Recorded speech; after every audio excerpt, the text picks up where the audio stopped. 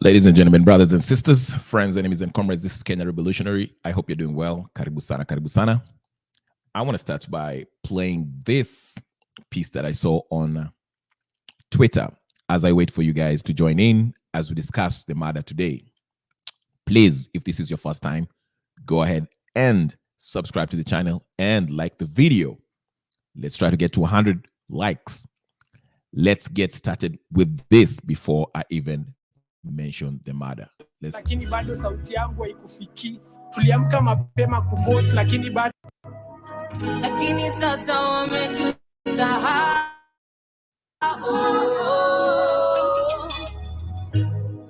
Mr. President, every time you speak, Kenyans find a reason to go to the streets. Niko na representatives watano lakini bado sauti yangu haikufiki. Tuliamka mapema kuvote lakini bado barabara ni mbaya. Sasa kazi ya kura ni gani? MPs wamelala, the only time wanasimama ni wakitaka kiti. Watu wakileleshwa mlichagua MCA ama influencer. Everything you post is a lie. Tulisema hatuoni ukifika 2027. Sasa unatupiga risasi ya macho. Sasa tumeamka, unlike zamani, Muslims pekee ndio walikuwa wanaswali. Accidents zinafanyika lakini president ajali. Wakenya wanalia na Mohamed Ali. Mr. President, my dead friends ndio unaita criminals. Under your government we've seen it all. Protester anapiga goon, polisi anapiga protester. Guess nani anahepa na goods? Youths walikuvotia wanauliwa tu wanakuuliza why you are not fulfilling the promises you made during your campaign. Bodies are university students inapatwa kwa kware. Imagine the parents' pain. I don't know how it feels to be born in a rich family, but I wish to ask my kids how it feels someday. Unatuita criminals but unatutafuta kwa hospitals, churches na shule. Uniforms ni expensive, si sare, free education iliisha, large portion ya salary inaenda kwa school fees. Hiyo ingine pia tunamwai Kibaki. Mi hata ukinitafutia job Uturuki sitaki. Mheshimiwa tulipea kiti sahi hatusikii. That's why we are standing up for ourselves. Minister wanakuwa overpaid na madaktari hawalipwi. While hospitals ndio kuna working CS. Vijana hawana kazi. Kindiki, Murkomen na Duale wanatitiwa kama vyombo za wageni. Jua watolewi kwa cabinet. National Intelligence Service hawako intelligent. Wakenya wako hungry. Kila siku kuna influencer anaambiana Budapest. Serikali iko na mkono mrefu lakini NGOs ziko na amref. Kenya Police walichange jina lakini bado wanatumia force. Mr. President, even if we don't go to the streets, your guys will still come for us in our homes. Threat ya polisi ni kijana ako na flag. Ukipatana now you have to hide your flag or else you'll become a hashtag. Mr. President, when ititotla lakini project zako zina drag. How do you expect to add votes na serikali yako inatocha minus? Office of the First Lady imepewa budget ya 696 million na tumenyamaza tu. Kwani hamjaona kitu Hanifa amefanya na 30 million? Times have changed. Viongozi wa kesho tumechoka kuchagua wezi wa jana. Wacha niachane na hii theme tu, nikiendelea watani mada. Mna-expect aje mwanafunzi kwao hawezi afford unga ajibu maswali mboga? Graduates wanataka kuandikwa juu kwa ubao. Tuna complain drought but mvua ikinyesha hatujengi boreholes na mnataka to act like things are well. Mwananchi hana do ya kubuy food na politician ni propaganda ana sell. Unatutafutia kazi diaspora na huko pia Kenyans wana protest. Ni husband aliomba loan NCBA. CBB apeleke mtoto shule. CBC gava wamemuongezea taxes. CBD na grade mtoi anapata. CBE was it worth the investment? Mr. President, we left the church because of people like you. You guys build churches but not hospital and schools. When we ask for accountability, you call us anarchists. There are no jobs. Our parents are complaining because all of us are artists. Hamwezi to divide along our ethnic lines. Sahi sisi si wa tribal, sini wa tribal. Tujengeni viwanja. Masomo ikikataa vijana utribal. Ministry of Sports iko na mchezo. Mr. President, wa Kenya wanauliza mbona tukikukasirisha wewe unaenda kuturiport kwa watu wa ushago? Kwani wao ni polisi? Wakenya wamechoka na wakiprotest wanashikwa wanapelekwa station wateka arrest. Sini mang'ombe na mashida zinatuandama. Mwenye ameiba kidogo ndo tunaona ni the best. This has to change. Sini nyama, politicians ni masimba na Duale ndiye anatupeleka kwa Aden. Kipchumba ako kwa rally anaambia vijana niiteni mali mko men. Wanatuibia kimaksudi. Uko online mwenye ako na Mose ni Kuria. Tumelia njaa hadi mkono ya right imekuwa ya kupanguza machozi, sio ya kulia. Genz wa Apple na Uber wameleta shida kwa nyumba. Sahi Kimani and his boss wametafuta ODM wagawane ichungwa. Tunakwambia wa point technocrats, but news just inasema Alfred ni mtu wa Ministry of Labor. Me I know, but this government lazima kuwe na docket 2 ya chirchir. We don't want positions, we want a working system. Ukitaka kudeal na problem, you cut the root system. Next time ukienda kuvote, beba ID kwa mkono ya right na akili usileft. Kini sasa umetusahau. I'm here for Kenya, I'm here for my people, I'm here for your right.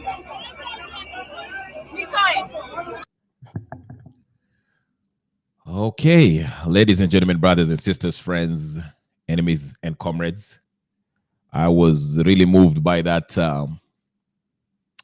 that song. It captured the mood of young Kenyans who have been played by the people who purport to be bringing change. These leaders that not only do we don't even vote for them, they rig themselves in and impose their will on us, okay, against our wishes. They no longer represent us. So I saw that video, and I think that young man who was singing that song or rapping or, you know, giving that poem over that beat, whatever you want to call it, I thought it was very inspiring.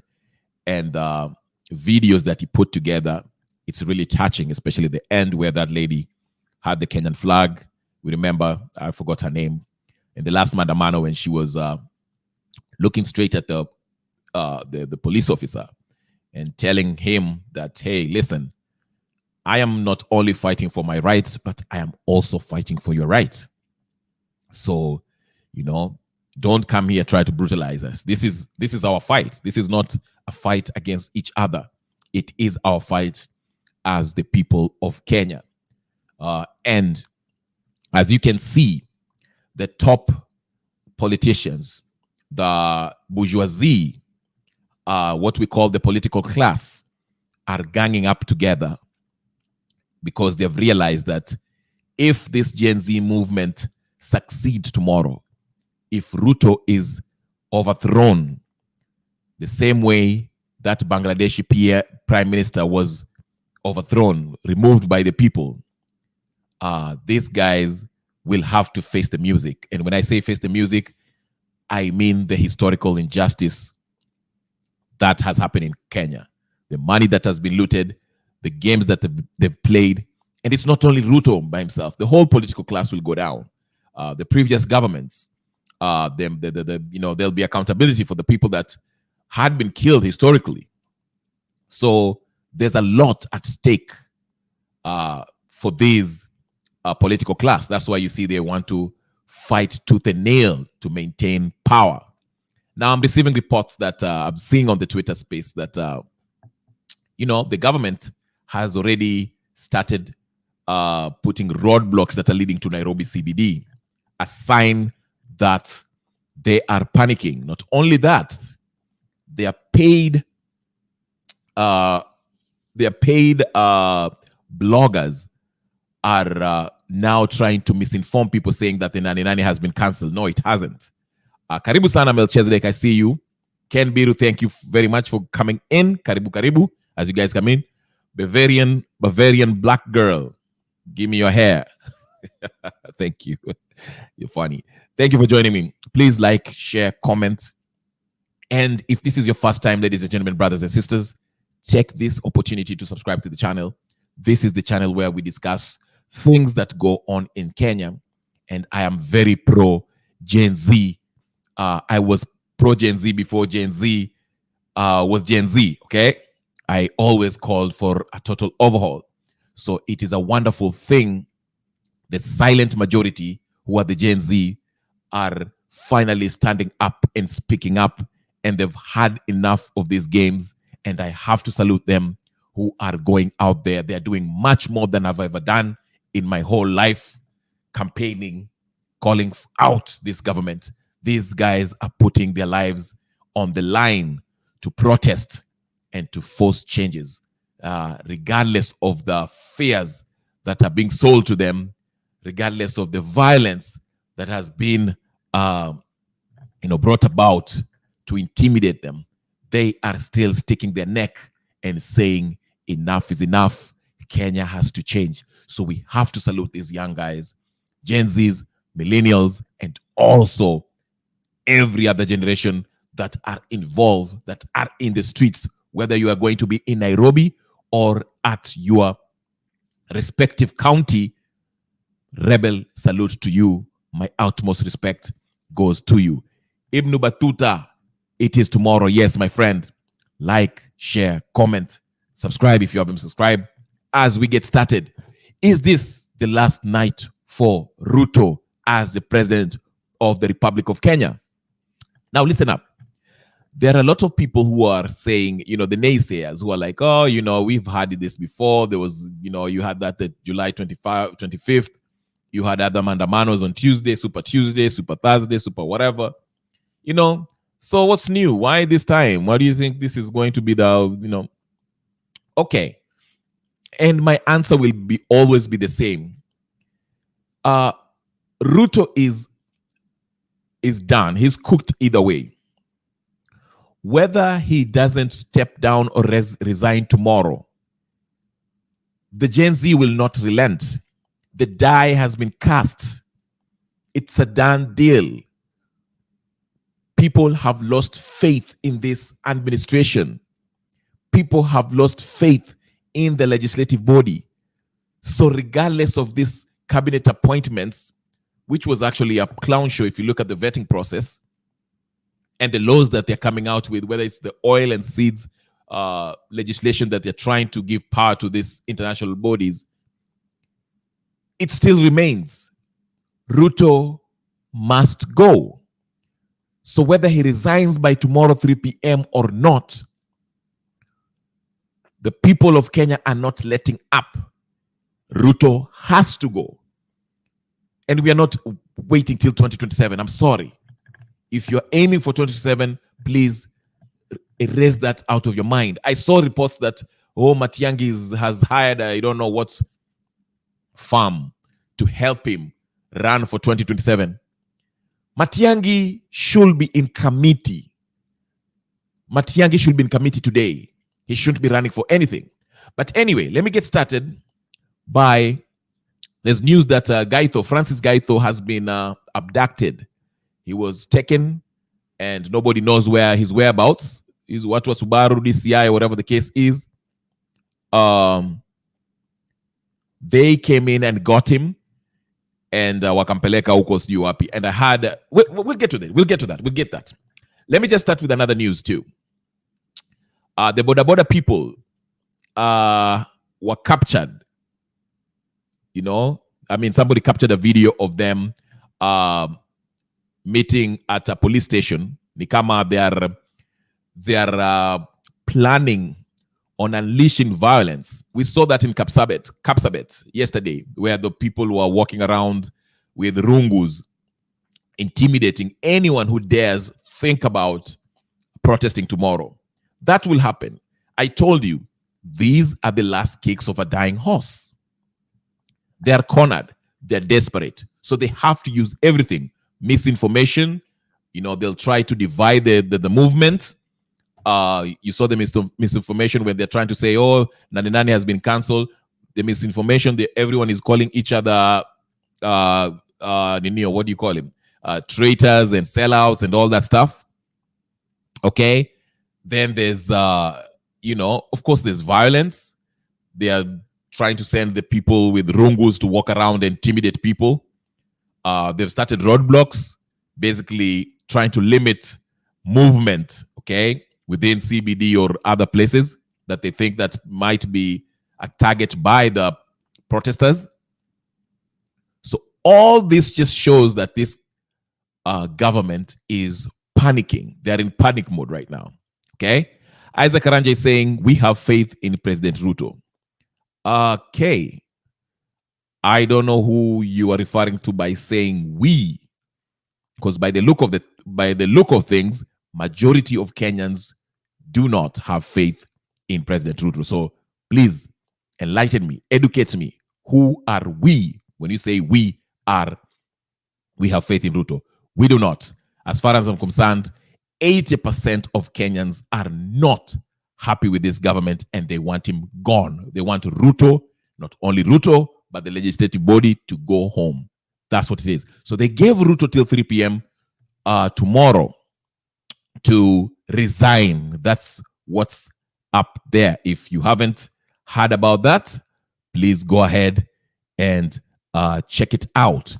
The Gen Z gave Ruto up to 3 p.m. East African time to vacate, resign. And for those of you who are saying, oh, sijui resignation is only Ruto, but Gachagua is going to take over. No. When they say Ruto to resign, they mean the whole executive branch of the government. So that includes Ruto, Gachagua, all the cabinet ministers, everyone who has been appointed by that Ninio Ruto, they all leave. It is not just Ruto resigning. Okay? That's why we want to liken this movement to the movement that happened in Bangladesh. When the Prime Minister of Bangladesh left, she did not just leave by herself.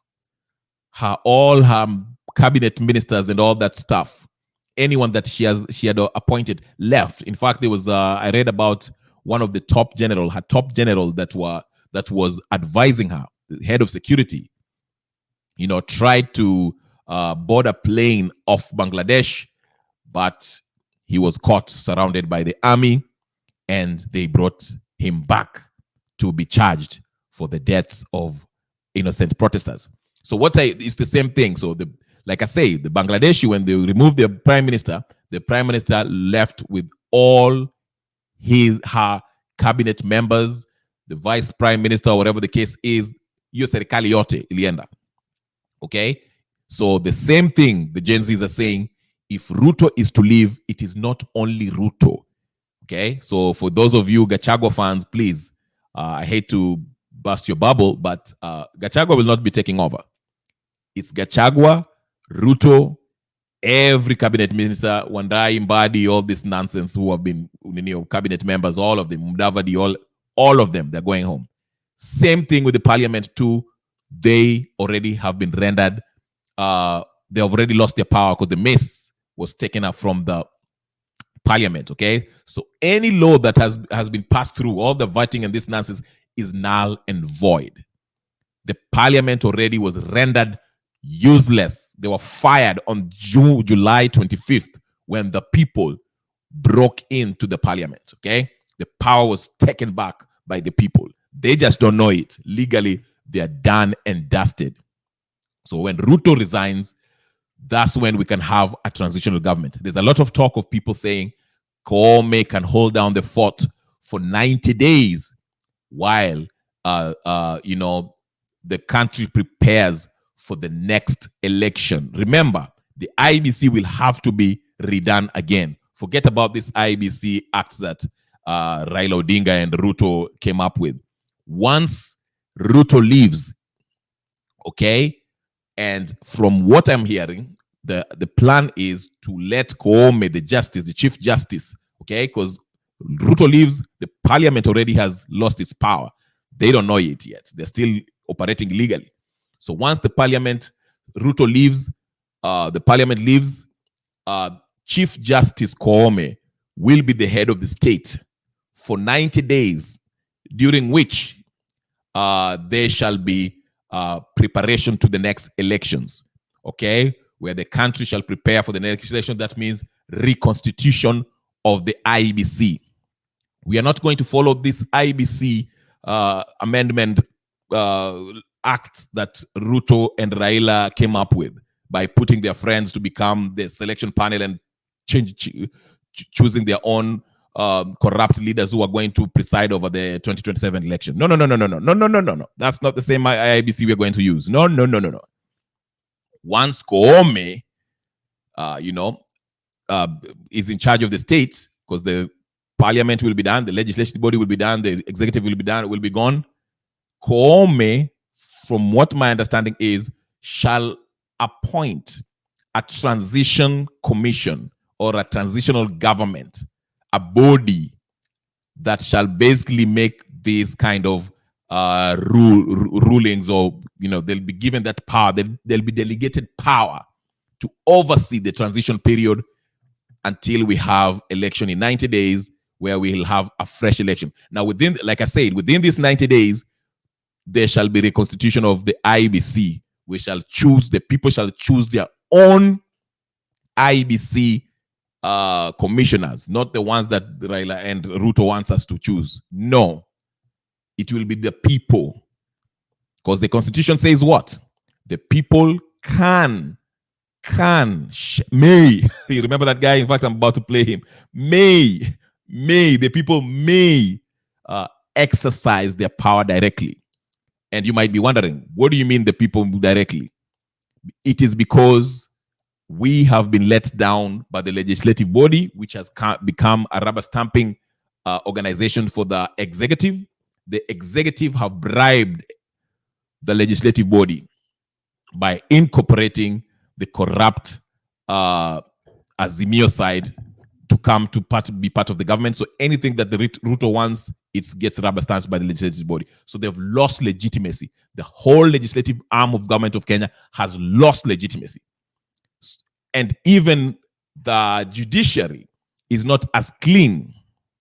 So the Kenyan people are saying, we are going to exercise our power directly. And that's where the protests come in. They'll go to CBD, march to State House, and ask for Ruto to resign by 3 p.m. East African time. That is the whole legal framework in which these protests are working under.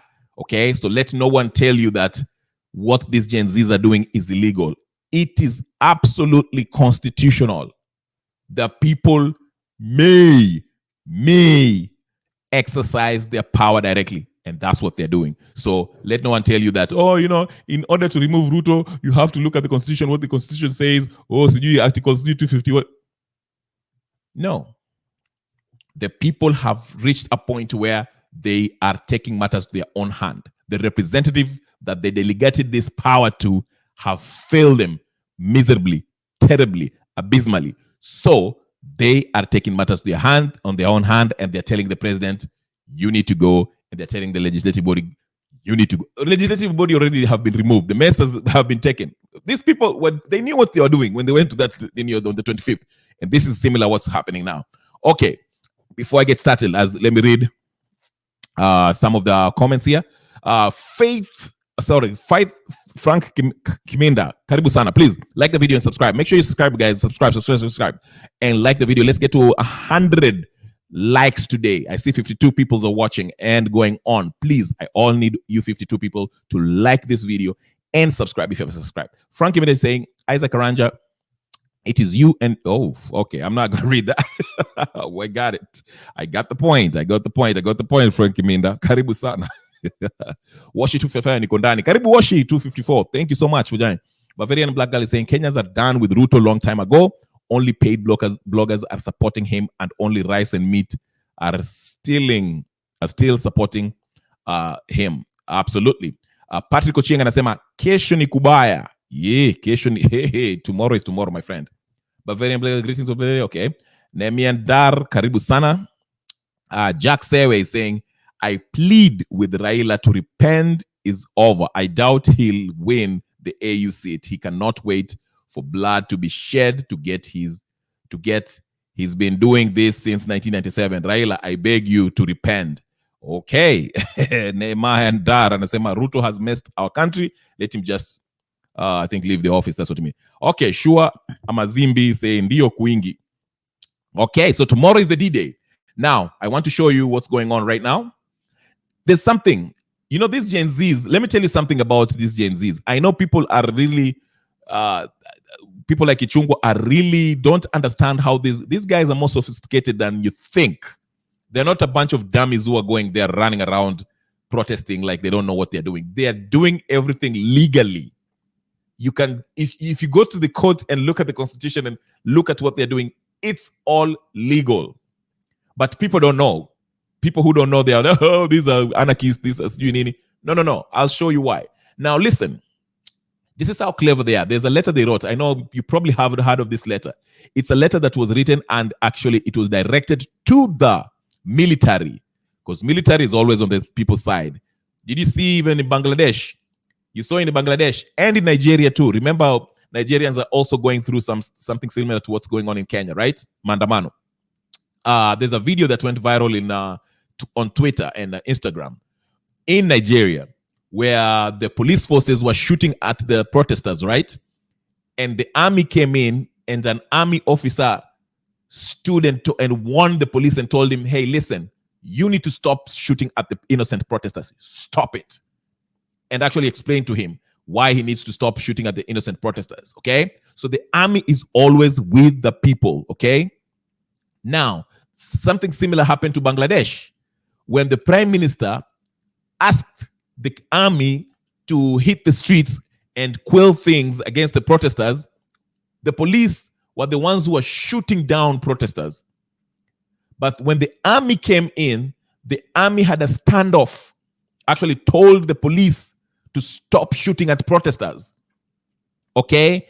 And it got so bad, they stopped the police. The army went back to the prime minister, the Bangladeshi prime minister, and told her, we are giving you 45 minutes to leave the country. We are with the people. The army is always with the people. Why? Because the army sees, the army are trained to fight other forces, like military forces. They see Wananchi as part of them. They're part of the Wananchi.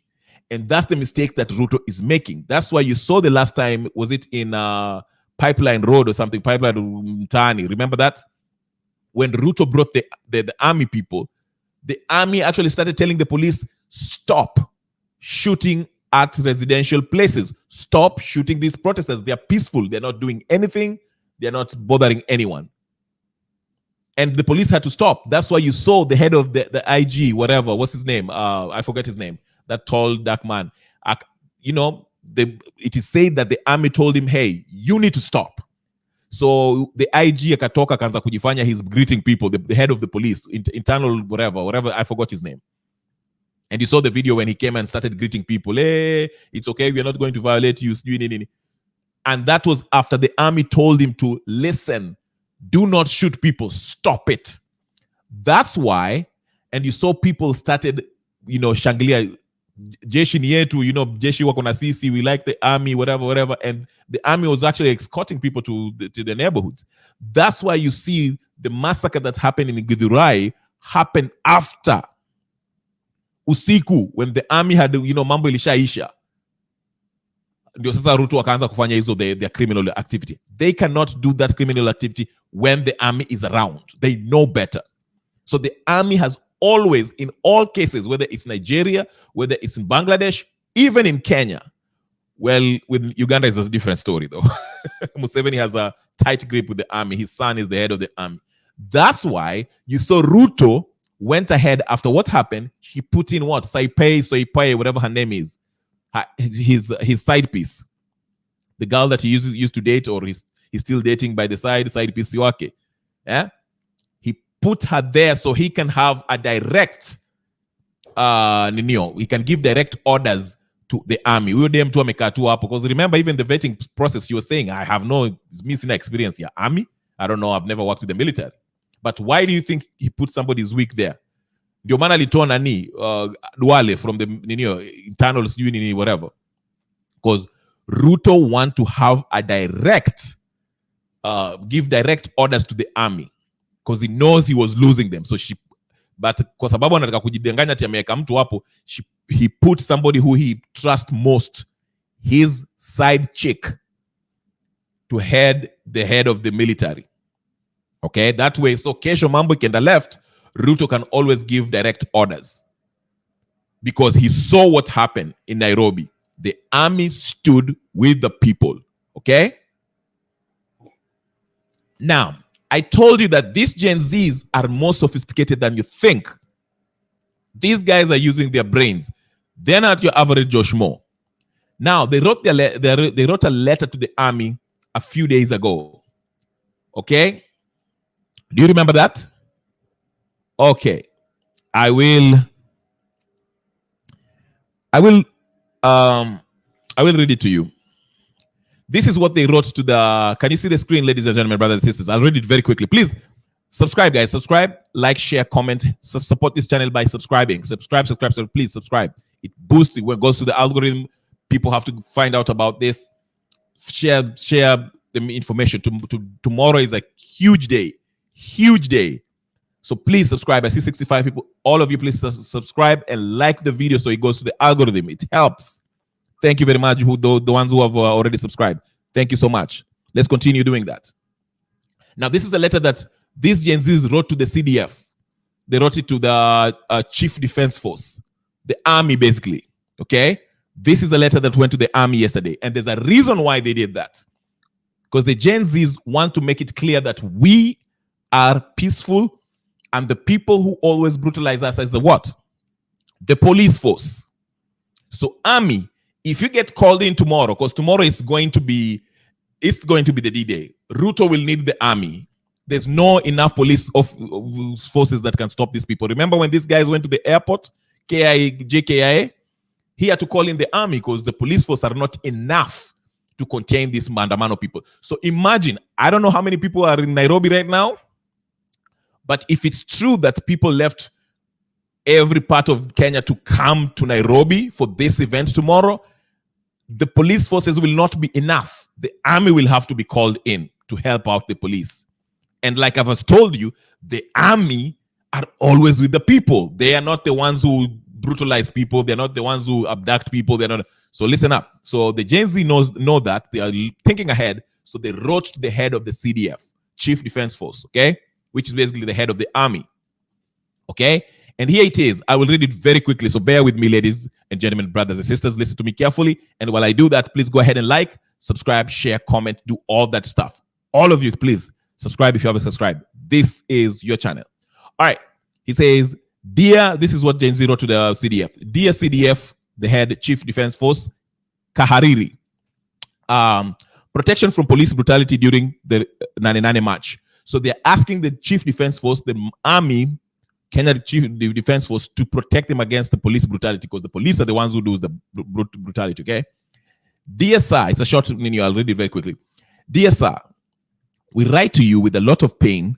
Rogue Kenyan police officers have been abducting, torturing, brutalizing, and callously and aimlessly killing us while we've tried to maintain a peaceful, to remain as peaceful as we can during our protests.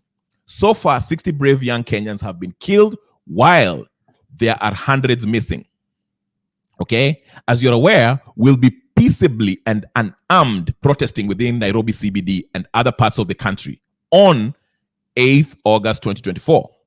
The reasons for our peaceful demonstration is to end corruption, unemployment, especially to youths, incompetence, among other issues. Demonstration is a constitutional right enshrined in Article 37 of 2010 Constitution. We therefore humbly request you to protect us from killings and abductions by police officers. Police have been using live bullets and tear gas on peaceful protesters in contempt of a court order that prohibited them to use such methods while dealing with us. We thank you for your friendly and cordial interactions with us during our previous protests and commend you to maintain the level of professionalism. Okay? Signed by Mkenya Daima, concerned citizen, Jeshi Nietu. Fearless, tribeless, partyless. Those are Gen Z's writing. This is a letter that was written to who? To the army. By who? By the Gen Z's. Okay? So they are writing, okay? Wanaambia mapema, please come protect us, because tomorrow they'll need army. Karibu sana Gypsy Corner, nice seeing you, my dear friend. It's been a while. But you see what I'm saying? So they know. That's why I'm telling you, everything that these Gen Z guys are doing is very deliberate. Very what? Deliberate. They know what they're doing. They are operating within the law. They know that Ruto tomorrow his police forces that he's going to send to Nairobi are going to be overwhelmed if we have 5, 3, 2, 1 million people converge in Nairobi CBD. Because if 1 million people meet at CBD or more, meet at CBD and decide they're going to State House, there's no police force in Kenya that can stop 1 million people. I will tell you that. There's none. Okay? Karibu sana Francis Kimani. Thank you so much for joining. Like the video and subscribe if you haven't subscribed. Go ahead, guys. It's 77 people. Please subscribe, share, like, comment, and do all the good stuff. Okay? 80 people now. Subscribe, share, like, comment, and support the channel. Okay? All right. So like I said, everything that these Gen Zs have been doing has been within the law. Now they understand that probably there'll be a huge number of protesters showing up at Nairobi CBD, and the police force will be overwhelmed, and Ruto will do what he did last time, call on the army, okay, the CDF, Kenya Defense Force. That's why Ruto wanted to make sure that his side piece was the head of the military. That way Ruto can just give her orders to tell the military what to do. Because last time, he was very disturbed by the fact that the military got there and the military were actually stopping the police from shooting the people. You understand? Because the military, that's why you see people are even shangiliering jeshi wako na sisi, tunataka jeshi, because jeshi stopped the violence against innocent protesters. Okay? So that's why. And this time they realized that, so they've written a letter to the CDF, Chief Defense Force of Kenya, Mr. Kahariri, whatever his name is, to tell him that, hey, listen, if they call you in the streets tomorrow, know that we are protesting peacefully and protect us from the police who are supposed to be protecting us constitutionally, but they usually, shoot us down instead. So, army, mkiitwa kwa streets, please protect us from this, these brutal police officers who are abducting people, using live bullets, shooting us, using snipers, and all so forth. So they've done that. So if the military shows up, guess whose side they are going to take? So Ruto has to think carefully before he brings in the army. Before he brings in the defense force, he has to think very, very, very carefully. Not to stop there. The Gen Zs, not only that, had a press conference. Of course, Makoure was one of the people who are talking about this. Let me show you what's going on. Let me show you. The roadblocks have started already. The roadblocks are on. Like the video, ladies and gentlemen, subscribe. Like and subscribe. The roadblocks are on already. Cyprian Nyakundi have already posted a picture. You can see this was earlier today. I know it's a nighttime right now in Kenya. But regardless, you can see the roadblocks already. The roadblocks are on. If you can see, ladies and gentlemen, the screen, roadblocks zimeanza. I mentioned this in my previous video. What will the government do? These people are predictable because they are afraid, they're scared to death. I told you there's so much at stake for them. If mkigeuza serikali tomorrow, we are going to get justice, because once the new government comes in, they shall open the books, especially if they respect the constitution. We go by the constitution. Wakina Ruto wanaenda jela. Raila will go to jail. Okay? Wakina Kalonzo will go to jail. They know that. That's why they don't want this to be successful. Okay? Very quickly, let me read Gypsy Connor's tweet here. Chat. It says, the USA convoy has had a word with Ruto, made a phone call in State House saying that he should respect Kenyans' rights and the forces should not be used on the protesters. No army, no cops, special GSUs. All right. I didn't know that. Okay. So if the US are already telling you, hey, listen, they are expecting something. They've got their intelligence. So they know that most likely, you might be sent home by the people. So they're telling you, hey, listen, hii ukianza kuwa watu hatutakutetea, utaenda ICC. Basically that's what they're saying. Okay. Helen is saying, Helen of Troy, karibu sana, like the video, subscribe. He's saying, if these envoys want to help us, let them assist to get Ruto out. Ruto is grossly incompetent and corrupt. He's been an utter disaster for Kenya. Legally, the US cannot come in and interfere with what's happening in Kenya. I mean, they usually do that. So let's not confuse anything. Haiti, they played a big part. Usually how the US or these foreign powers intervene in local politics, they use militias, or let's say if they were to support an insurrection, they will fund the Mandamano, they will fund a militia, they'll fund, they don't show their hand directly that they are involved in whatever is happening. So they cannot, because legally, any foreign power, let's say US, they don't have a legal right to come and intervene in Kenya because the situation does not warrant for that. It's not like we are having a civil war. It's, yes, civil unrest. It's protest. Protest is enshrined in our constitution. But if Ruto starts killing people, let's say thousands of people are dying, hundreds, whatever, which of course it will make an alarm. It will be an alarm to international community because now he'll be violating international laws, which is against, unleashing violence against civilians. So he will, that's where the international body, it's not one country that can intervene, but it will be UN or ICC, something like that. That's how they, but the country like US cannot just renew. That's why before they went to Afghanistan, they have to justify it. Oh, weapons of mass destruction, this is the, you see what I'm saying? And they had to rope in United Nations in there, coalition of the willing. So yes, they cannot directly get into that, but they can do it indirectly. Just like Iran in 1979, well, before 1979, well, they removed Mossadegh. Remember when they removed Mossadegh and brought in the Shah? CIA, MI6 were behind that, okay? How did they do it? They financed people to rise up against Mossadegh and say, yeah, you see, people are not. The same thing is happening in Venezuela. They want to remove Maduro. So the CIA, they fund the opposition and, say, oh, Maduro lost. That's how they operate, because they cannot do it legally. They cannot send their troops there and remove Maduro because that's illegal, okay? But anyway, that's a good point. Good point, Mr. Miss Helen of Troy. Thank you so much. Messi M, karibu sana. John Gadaiga. He's saying, kesho blanket ya kufunika tear gas wakirusha na iwe na maji kidogo. Okay. wazi, John. I like that. All right, Gypsy saying, I'm happy because Fred Matiang'i is not hanging around because he paid a Canadian lobbying firm $250,000. Where did he get this $250? $250,000, which is $250,000 on the July 13th, 2024, to lobby for him, international, USA, UK, Japan, Canada. Oh, he wants to come back in 2020. No. Nani, Matiang'i. If Matiang'i tries to come back, we are taking him to committee.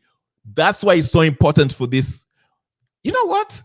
Anyway, I don't want to get into conspiracy theory because, the conspiracy theory in me might say, oh, maybe they want to remove Ruto so they can bring Matiang'i. But, I don't, let's not go there. Let's not go there. Let's concentrate on tomorrow. MCM, okay. Bernardo Jambo, karibu sana. He say, kesho ile siku ya kimbi rebellion. Okay. Fact check. Absolutely. So here is, I told you, remember, coffee break.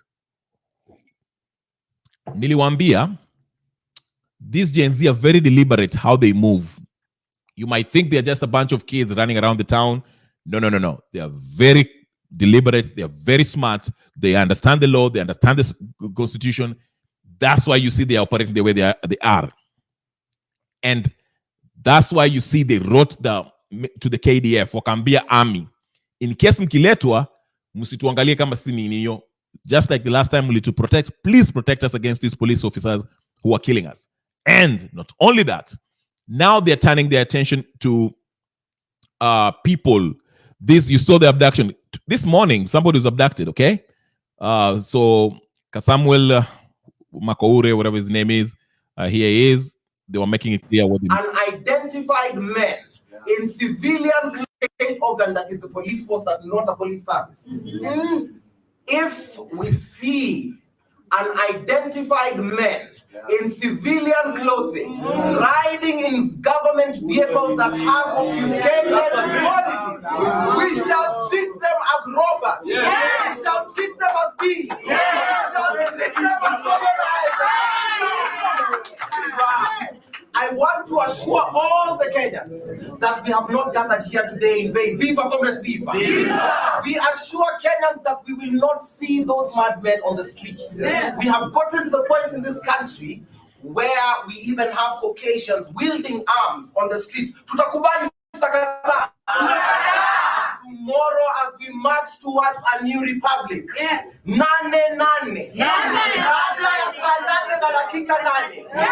want to assure you that the spirit of the Kenyan youth remains unbound. Viva comrades, viva!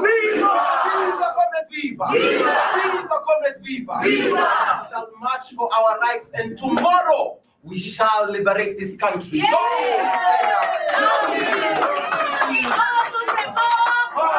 The people. We are the people. We are the people. We are the people. One more. Viva. Viva. Anaitwa Davis Tafari, natoka Dandora. Na kesho ni siku ya kuchukua nchi yetu. Na tunasema ya kwamba tunajua vijana wetu wa ghetto wamekuwa wakitumika kama goons. Kesho ni siku ya kukataa na kusema ya kwamba hizo pesa wamekuwa wakiiba, anakuja kutulipa nazo, twende tuibie Wakenya wenzetu. Tumekataa hiyo jinga ya tumekataa. Na kesho ni sisi Wakenya wote tutashikana kutoka Mathare, kutoka Dandora.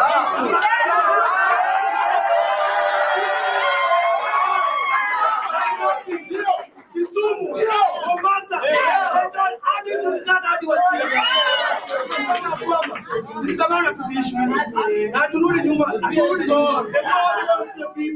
Ruto, the best thing you can do, you step up and resign leo before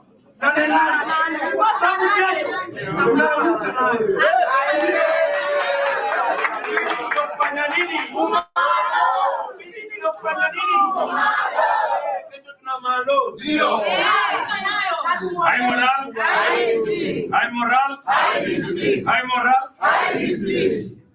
Now we have a few languages.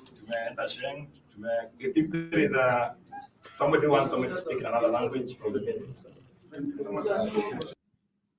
So you see, they are very careful as to how they're going to conduct themselves, and they're saying that anyone, which they are very right, you cannot have people with masks, with arms, coming and abducting anyone. That's illegal. Even if it's a policeman has to identify themselves. I will play this one more time. One last time, ladies. No, one last time. One more time. Because I want you to listen carefully what they're saying. Makaure and the guy with the rasta, all of them, they made very good points. You cannot have an uniformed people who have arms and just abduct you. How do you know it's a police officer? Wanakushika tu hivyo wanakuweka kwa Subaru alafu mnapotea. That's illegal. That's not considered. A police needs to, lawfully, has to identify himself or herself and says, hey, listen, we are arresting you for A, B, and C. Okay? Then wanakupeleka ninio. And then eventually you should be taken to court and we explain your charges, and they have to prove that you actually break law. You cannot have people running around in civilian clothes.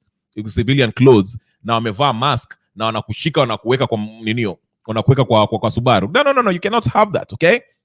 So I'll play it one more time so you can listen to, because what they're saying is very, very important, okay? Very important. Please, ladies and gentlemen, there's 94 people here. I need at least 50 subscribers right now. Can we have 50 subscribers out of all of you guys who are watching? I know some of you in the background and you're like walking. Just stretch your finger. Kaka finger tu hivyo. Finger tu hapo, you say me subscribe and like it. I want 100 likes and please at least 50 subscribers. Just subscribe. It's free. Finger to subscribe hapo. It's free. It's free. It's free, ladies and gentlemen, as we gather around, as we talk about this. Just subscribe there. Finger subscribe and finger that's like. We want at least 100 likes. 100 likes. Anyway, listen to these people, young folks again. These are very well organized, young, bright men who are showing us how this thing will be done. No longer hatutakuwa na zile siku za maandamano za ODM, Azimio, it's always, they don't observe the law, what on Nivita. But we're not getting into that right now. Let's just listen to one more time. I think this is very important. It's very educative. Listen to them. That is the police force, that not a police service. If we see unidentified men in civilian clothing riding in government vehicles that have obfuscated qualities, we shall treat them as robbers. We shall treat them as thieves. We shall treat them as I want to assure all the Kenyans that we have not gathered here today in vain. Viva, comrade, viva. Viva. We assure Kenyans that we will not see those madmen on the streets. Yes. We have gotten to the point in this country where we even have Caucasians wielding arms on the streets. Tutakubali sakata. Tomorrow, as we march towards a new republic, I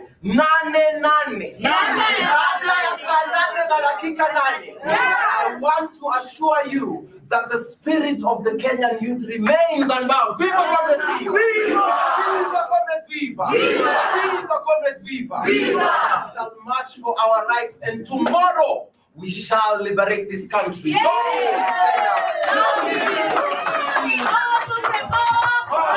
The people. We are the people. We are the people. We are the people. Viva comrades, viva. Viva. Anaitwa Davis Tafari, natoka Dandora. Na kesho ni siku ya kuchukua nchi yetu. Na tunasema ya kwamba tunajua vijana wetu wa ghetto wamekuwa wakitumika kama goons.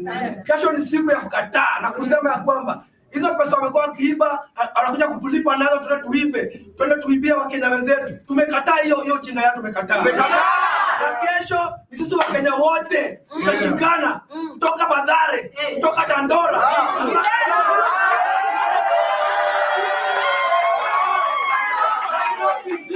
Kisumu, Mombasa,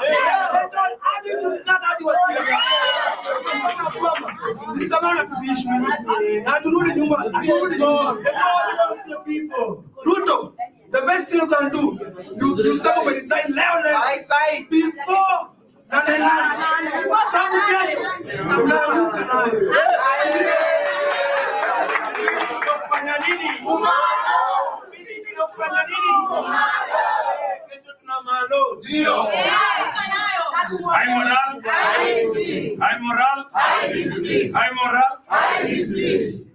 Now we have a few languages. If there is a All right. So you get that. So you see that. That was what I was talking about. It is good that they're mentioning that Mamboya idea of people who are coming in with unmarked cars, wearing plain clothes, abducting people and just arresting them. No. You cannot. That's illegal. You cannot operate that way. I don't care if you're the police. But let me welcome a few people into Kevin Ogola. Thank you so much. He's saying Nico locked out Kibera, got to care massive. Let's meet tomorrow and make it happen. It's gonna be fire.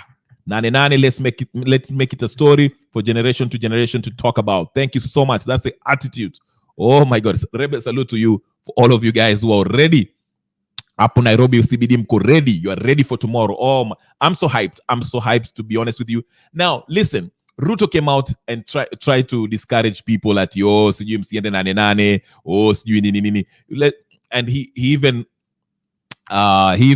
started telling bloggers to try to misinform people at sijui kesho kutakuwa na manda. Ruto is so scared. Ruto is scared to death. Hamwelewi.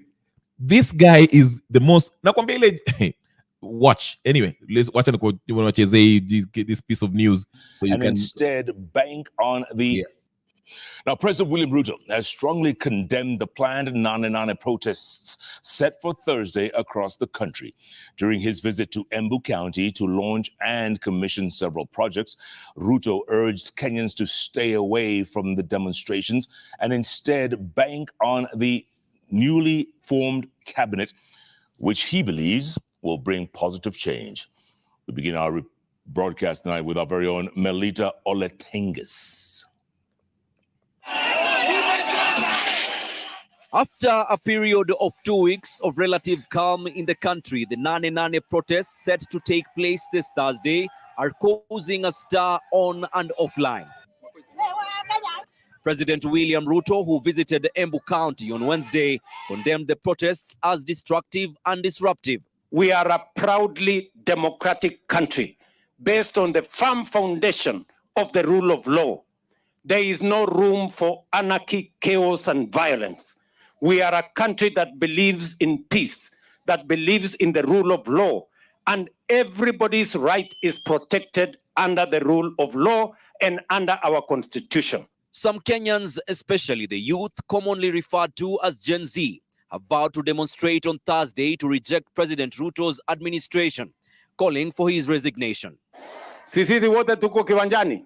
Si kila mtu anafanya kazi ile anajua. Si baada ya hiyo mko na mtihani. Si mtakuta kusahihisha. Ile mtu amezembea kazini si anafukuzwa.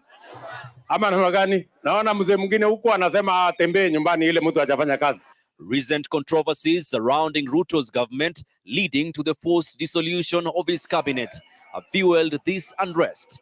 The president is advocating for collaboration with the opposition to address these issues. Niliunda baraza la mawaziri nikasema kila mtu akuja aketi hapo ndani. Mimi sitaki kuwa Zakayo peke yangu. Mimi nataka hawa watu wote wakuje hapo. Ndio tutapute pesa pamoja. Tulipe ushuru pamoja.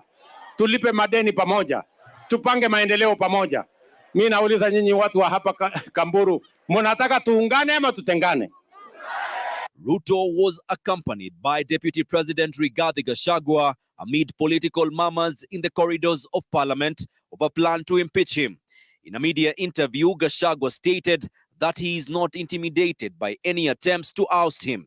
Katika zile kura wewe na mimi tulipata katika Mlima Kenya, ndio walikuwa nambari moja katika eneo hili la Mlima Kenya. Na kwa hivyo rais wetu wa watu ya Embu wakipata maendeleo ni haki yao. During his visit, Ruto inaugurated 9 projects, including the Giti electrification project, the construction of the Makutano and Iriairi markets. He toured Runyenjes, Mbeere North and South. Melita Oletenges, Citizen TV. Some naona mambo inachemka. So you see him is like, you know, if you notice what he said, which was funny, was like, mimi sitaki kuwa Zakayo peke yangu, zinana pia nyinyi pia muingie mulipe ushuru sijui, whatever the case is. So basically he knows he's stealing the taxes and is admitting, mimi ni Zakayo, I steal people's taxes and I want nimeleta watu kwa serikali pia wanisaidie kuiba.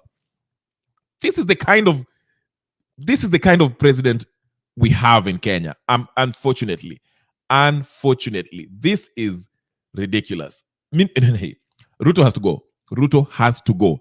There's no way if buts about it. He has to leave. He has to leave.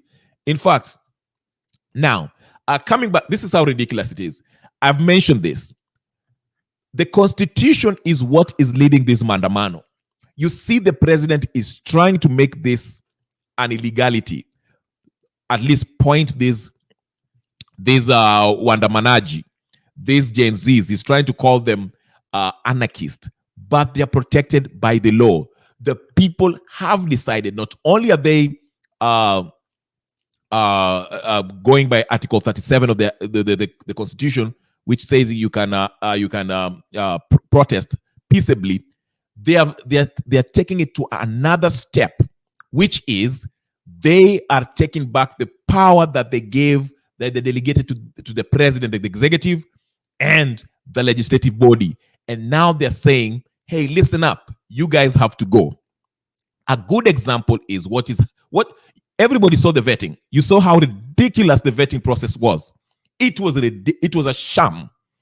Okay, even there's a lady, I think is an MP, she's an MP, Suzanne Dunge, had to say something.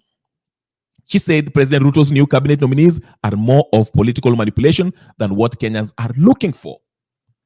This is even part of these MPs are saying this. You can imagine if she feels that way and she's in there, what about the common mwananchi? I'll play the video of that when she was speaking and they were trying to stop her while she was talking in the parliament. Yeah? Do me a favor, ladies and gentlemen. There's 80 people watching. I need at least 20 people. Finya here, subscribe button. I need 20 people. Please, don't be idle. Let's be active. I'll bring people in the studio. Let's be active. Let it be interactive, Ninio.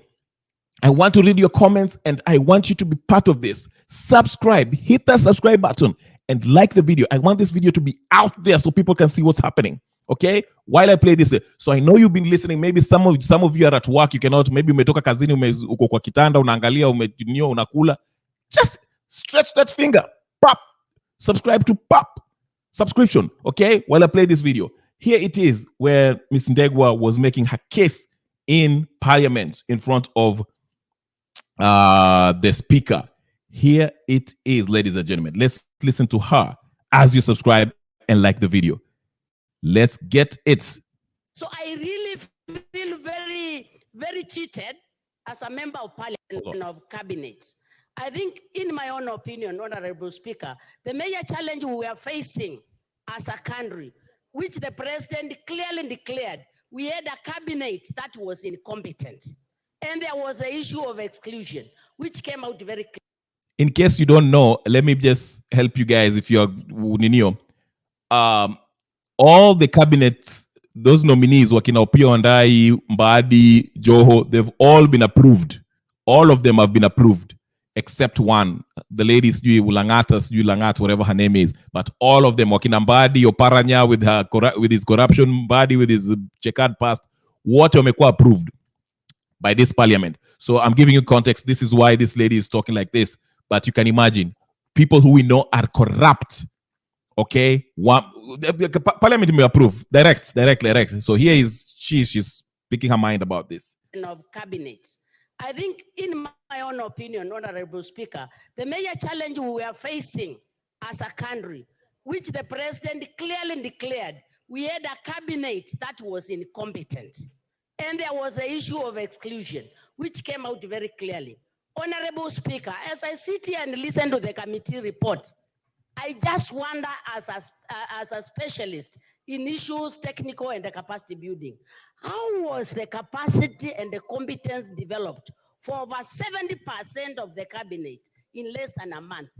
So I really feel very, very cheated as a member of Parliament with the fact that within less than a month, people did not have competence. 70% of them gained competence. So I really want us to explore the tools. Honorable Speaker, my concern is we need to explore the tools. Order, Susan. Honorable Susan. Yes, Alicia. Thank you, Mr. Speaker. What begs for my mind is when she's talking about competence. There are two things. There's competencies and competence. What does she mean? Thank you. Honorable Speaker, I am not apologizing. I'm not an Englishman, neither a woman. I'm a Kamba, and I know he understands his competence. Just to she's referring to competence, not competencies. Competence means you are not up to the task. You're not qualified. You are limited. You don't understand the responsibility that you've been given. You cannot do the job because you are not qualified by the virtue of maybe lack of enough education or not understanding the job description. You cannot carry it out. Competencies refers to you might know what the job entails, but there are some areas that you're not comfortable with, that you're not, you cannot carry out the job in some areas, but overall you are good to go. You can qualify, you know. So she's referring to competence as a whole, where someone has the inability to carry out a responsibility, a job, because maybe lack of education, lack of understanding, lack of understanding in the area, specific area. So that's what. But they're trying to play these games of English. Unfortunately, that lady could not go ahead and knew that. But it's okay. It's okay. She made a point, and the point was well taken. Machezge said, "But we'll tell them we are the people, and the power belongs to us." Yes. Hello, family. Joy, do you want to say more? The people, yeah. Hello, family. We are taking back our country. Absolutely. We are the people, and we have that power to exercise it. Let me tell you, I'll show you the infamous video that you know, I know this thing went viral and people are laughing, but this gentleman actually, he made a very good point. Article 1 is very clear. We have to go back to that. For those of you who are, yes, competence versus competencies. Yes. So let's go back to, let me show you this video that went viral some months ago. But this guy was making a point that now is very, very, you know, do it themselves. Yes, but I will do a live. Okay, that is what we are saying. You had said earlier on, yes, that you don't want to see members of parliament impeaching a president. Yes, that should be left to the people. The people, yes, do it themselves. Yes, but I will do a live to the provisions of Article 1. Yes, I'm alive to it. That allows the public, the people, yes, power, yes, to elect their representatives.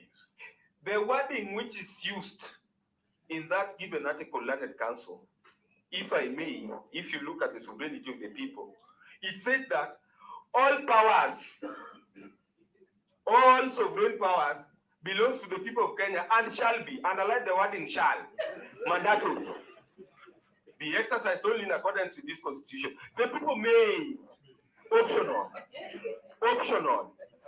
may, optional. That is it, John.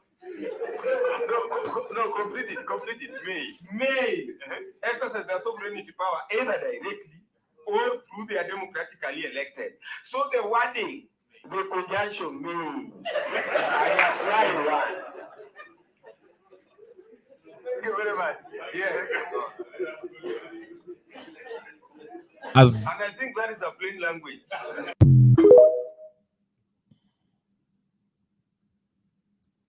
As much as funny as that man may have been, he was making a very, very important point that all those people who were giggling missed.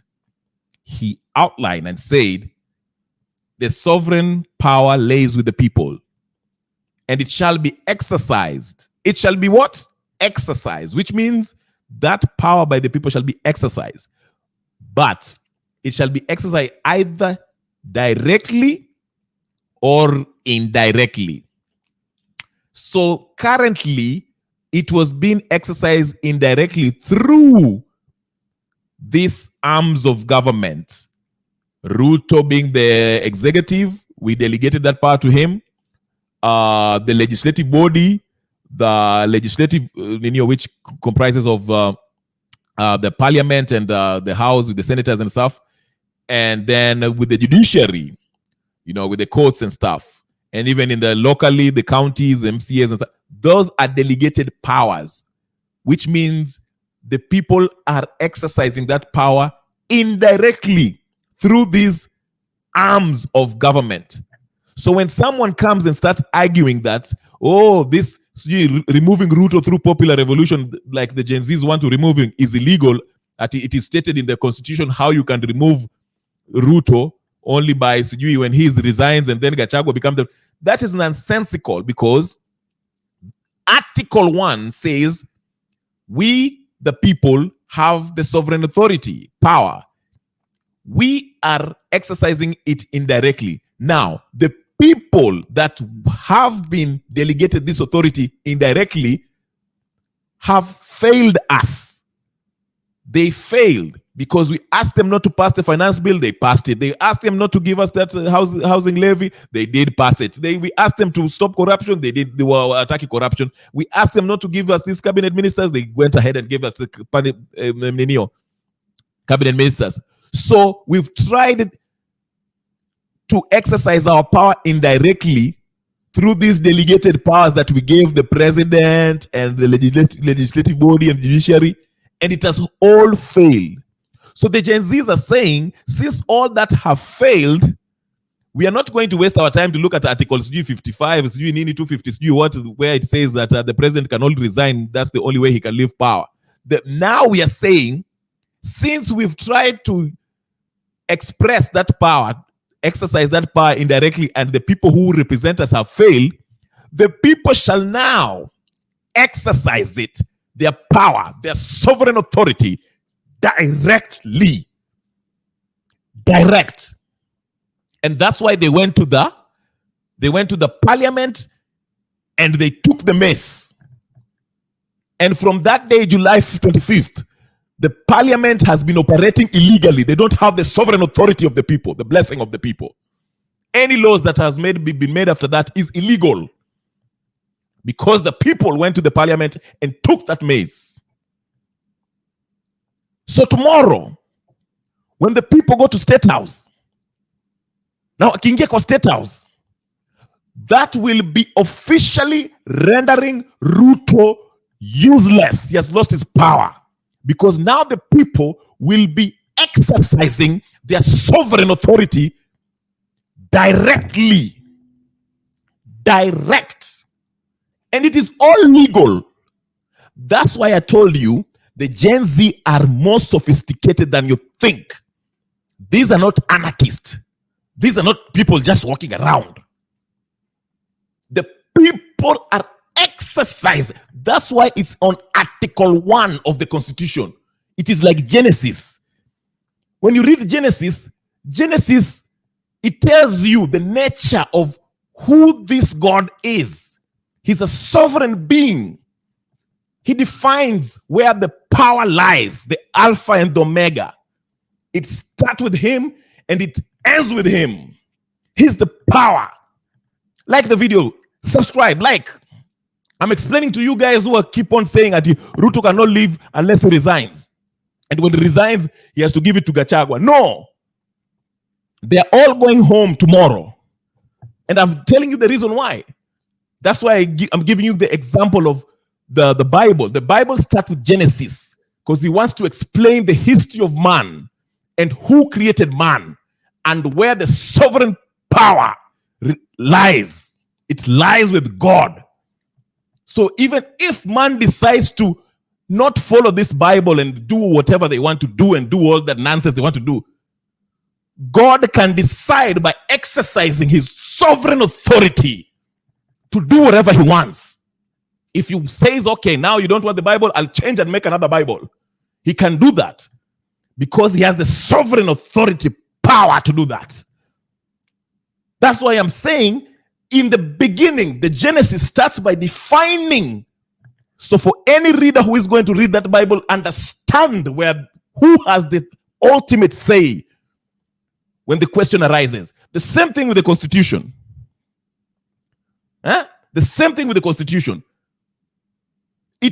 It shows us. That's why it's in Article 1. It defines who has the final say within the confines of this republic, this state called Kenya. It says the power lies with the people. The people. And these people shall exercise that power, that sovereign power, directly or indirectly. Now we've exercised it indirectly by delegating it to the President Ruto and the legislative body and the judiciary. But they've all failed us. So we are not going to go and in articles doing Ngapi saying that it's Ruto resign, then Gachagua takes. No. We are saying we are taking it all back. We've already rendered parliament useless because we went and took the mess. So the legislative body is operating illegally.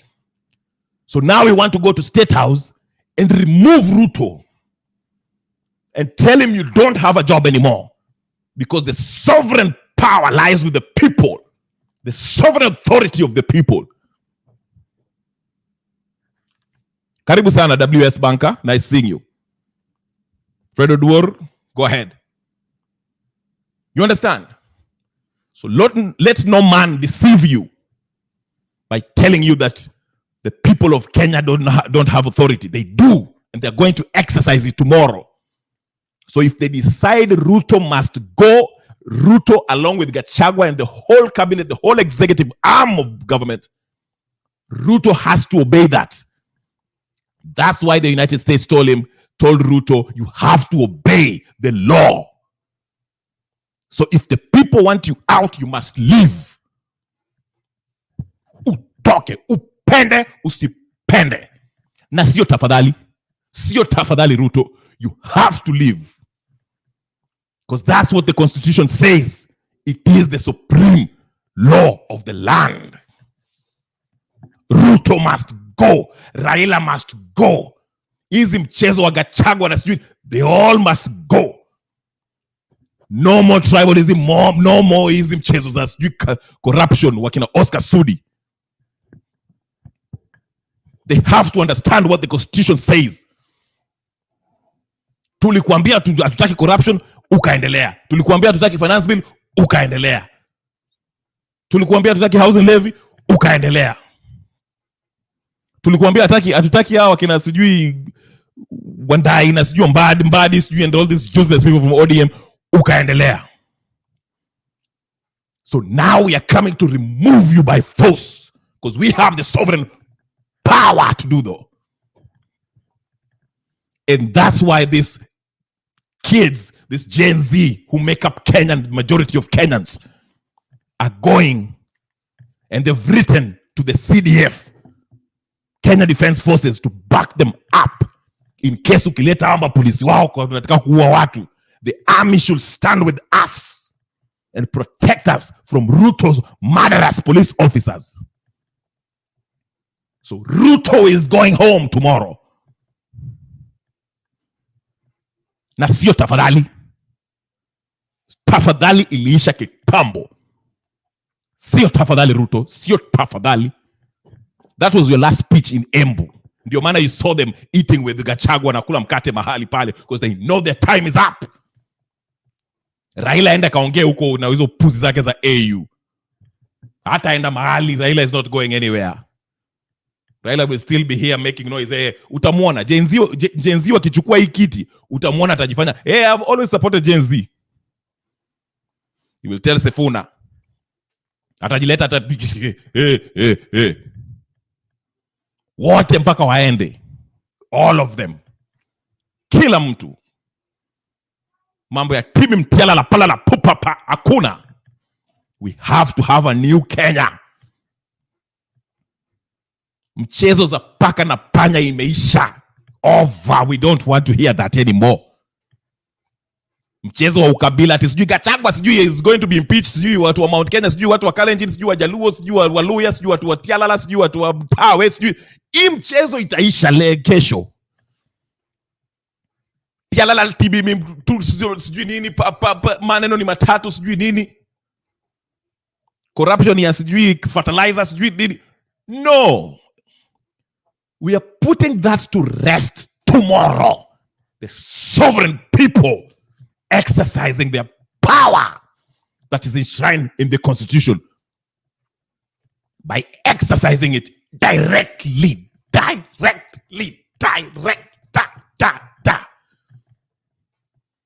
No more representatives.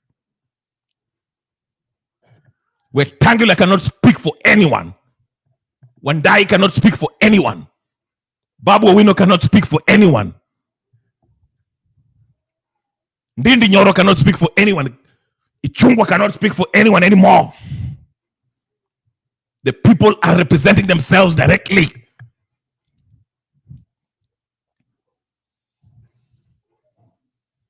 All the tribes. I don't know what tribe you are, Gypsy Corner. I'll mention it. Even if you're a West Pokot, Mgiriama, Mtaita, Kamba, I don't know. Kila mtu. We are one Kenya, one. And we are removing these con men and women that have played Kenyans for years. Viva! Viva Gen Z! Subscribe kama huja subscribe. Subscribe na like. Hata nimekasirika. Nataka watu 100 hapa wa like hii video. There's 100 people watching this video. Can you all like it? Ndio Ruto aone ajue maneno yake imeisha. Enough of jokes. Hiyo mchezo unataka kucheza na Raila sijui na Gachagua na sijui nani ati sijui ati every year sijui ati mnakosana na deputy alafu deputy anakuja president anakuwa president alafu mnaiba kura alafu mnaingia tena sijui coalition government sijui government of national unity sijui broad based sijui nonsense sijui broad based conversation broad based government broad based mnaenda nyumbani nyote. Like my video, share it, subscribe. Finya subscribe, wacha kuangalia. This is in cinema. Subscribe, be part of it. It's a revolution.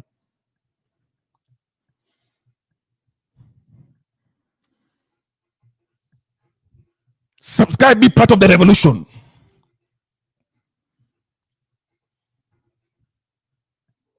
Tialala TV mtabam tubum mtabam papampa. Mnatuzungusha zungusha.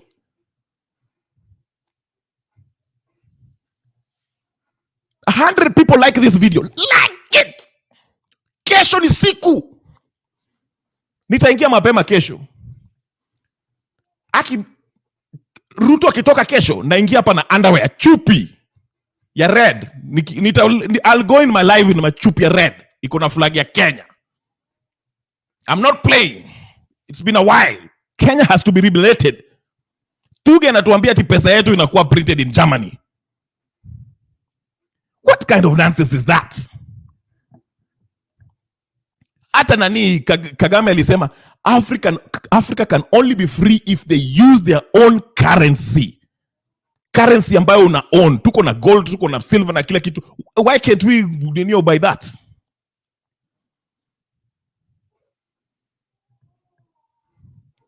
Subscribe. Kuna watu 100 hapa. Can you please subscribe? Thank you WS Banker. Thank you. Watu 100. I need to see 100 subscribers here na 100 likes at least. Hata kama uko kazini unaangalia, tafadhali subscribe, like. Nataka watu wakutane hapa kesho. Nataka watu 1 million people subscribe and watching. A revolution taking place. Hata kama uko Australia, uko US, uko Germany, uko Kenya, uko UK, uko China. Tukutane hapa kesho. Now the only way you subscribe na weke nini notification on up. For those of you who are going to be watching virtually. In fact, there's some mandamano that will be happening in different consulates in diaspora. Don't miss the chance. Don't miss the chance. Can you imagine? Tunaangalia kwa TV kesho. Ruto kimeingia kwa Air Force One. Do you know? Let me tell you a news yesterday. The flight tracker ya nani, ya yule, what's her name? Hanisha or not Hanifa. The Prime Minister of Nini who was ousted. The Prime Minister of Bangladesh. Okay? The ile ndege alichukuliwa was the most tracked aeroplane in the history of flight tracking. Everyone was tracking that flight in the world. Yes, Messiah, absolutely.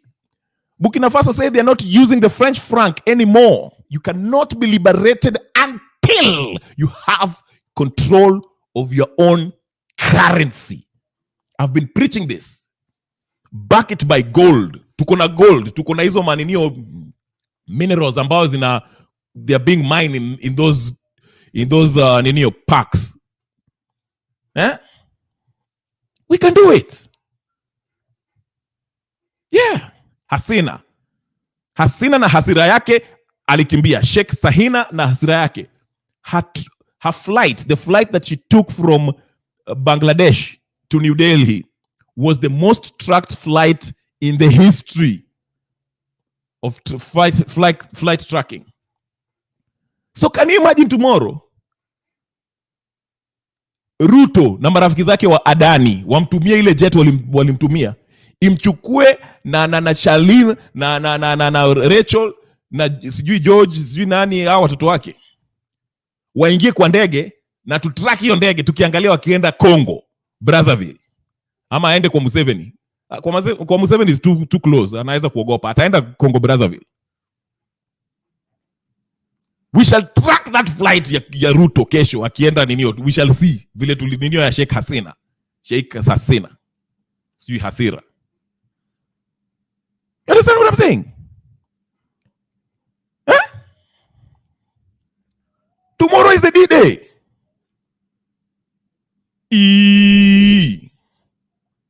Who is Ruto in this Kenya? Even Jimmy Wanjigi, you know, he's been very vocal. Na watu wanamuita sijui nini.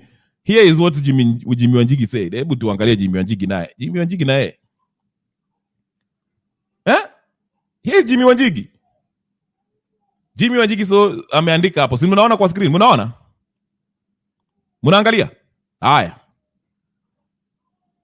Jimmy Wanjigi. The wages of failed economic policies are maandamano.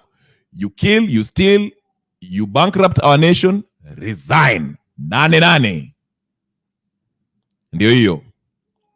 Unaona mtu wa Kajiado governor anasema ati sijui ati 8-8 haitakuwa Kajiado. Tunaenda Kajiado hata kesho. Awache mchezo. He's playing with us.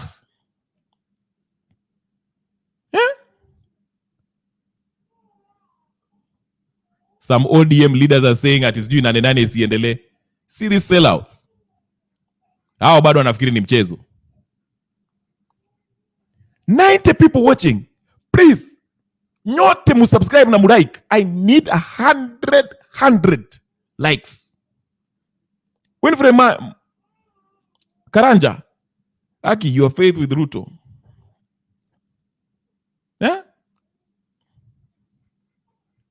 His matatu yake kesho itachomwa. I think he's smarter than that. He's smarter than that. Hutamuona kesho. You shall not hizo matatu za Georgia zitakuwa kesho. You will not see them. You won't. That one I can assure you.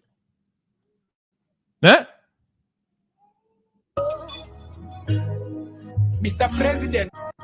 Lakini sasa wametusahau.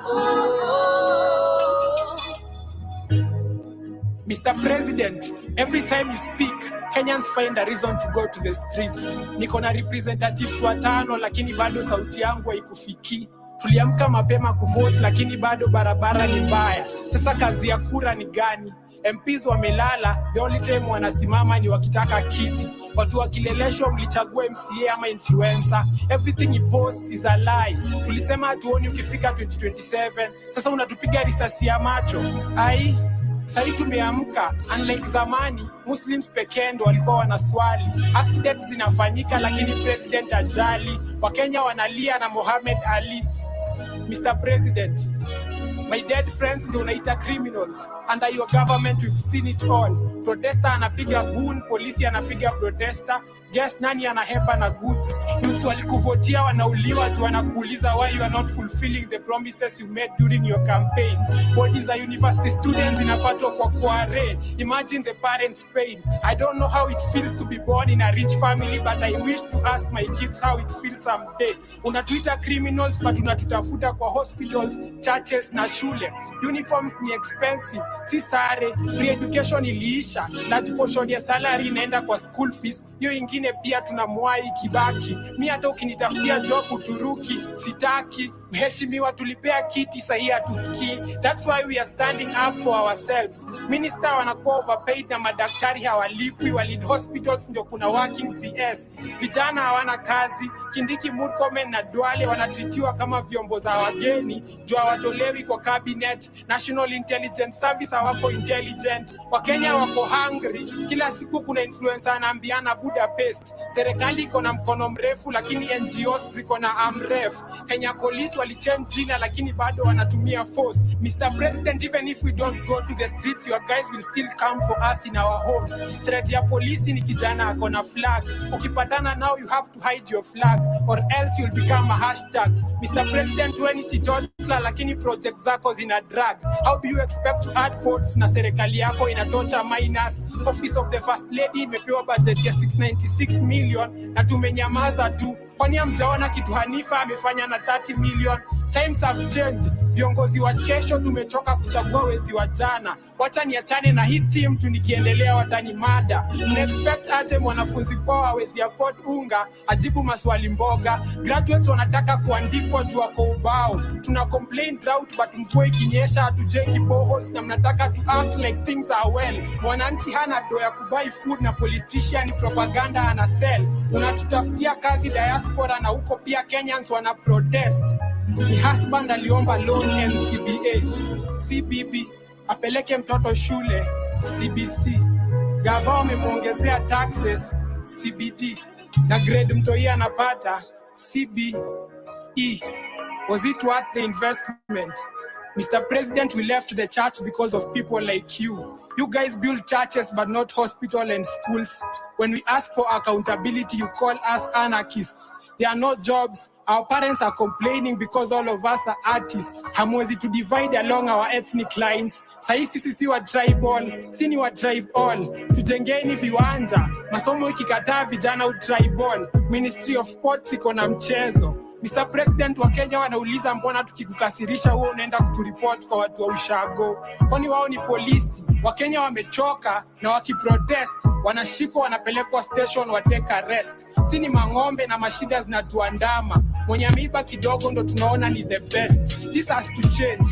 Sini nyama, politicians ni masimba na Duale ndiye anatupeleka kwa Aden. Kipchumba ako kwa rally anaambia vijana niiteni mali mko men. Wanatuibia kimaksudi. Uko online mwenye ako na Mose ni Kuria. Tumelia njaa hadi mkono ya right imekuwa ya kupanguza machozi, sio ya kulia.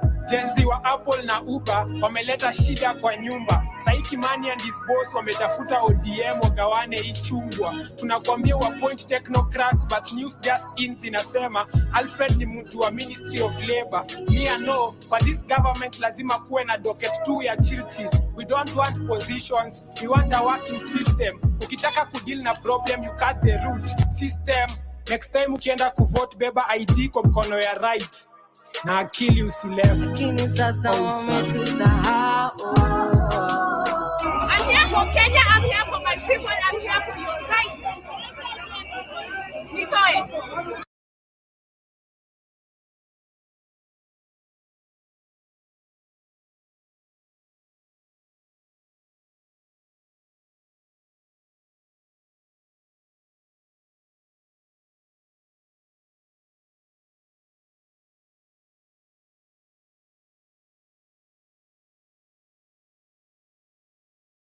Like I was saying, I started with that song and I'm ending with that song because it has me emotional to see the young people just finally standing up for themselves. Okay, let's pray for tomorrow to be a peaceful day.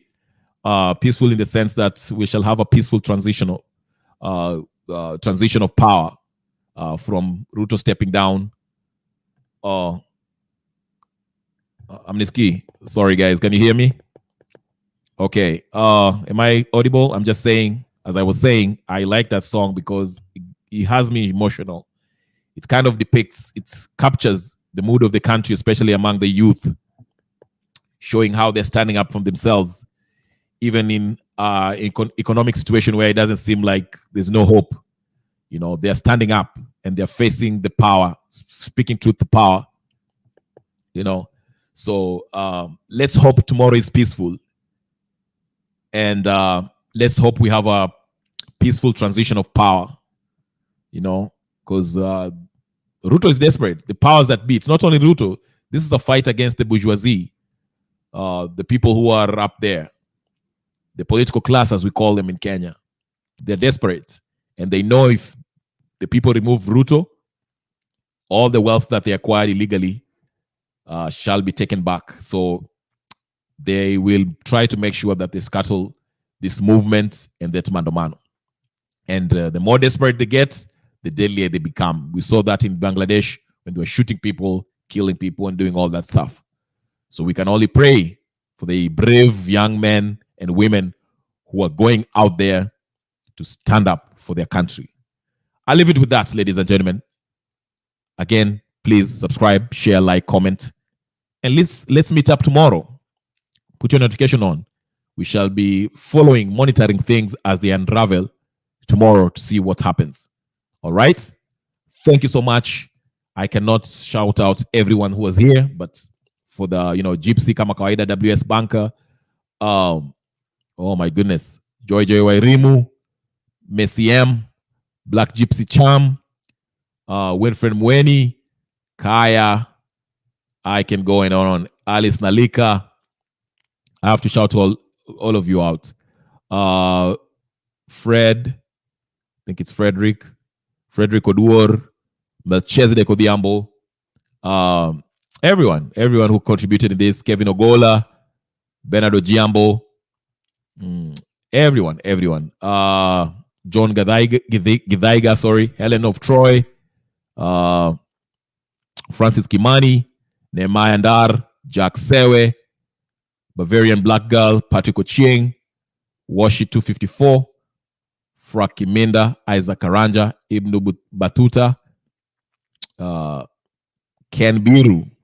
Thank you so much. Guys, I'll see you tomorrow. Again, please stay safe as you go out there.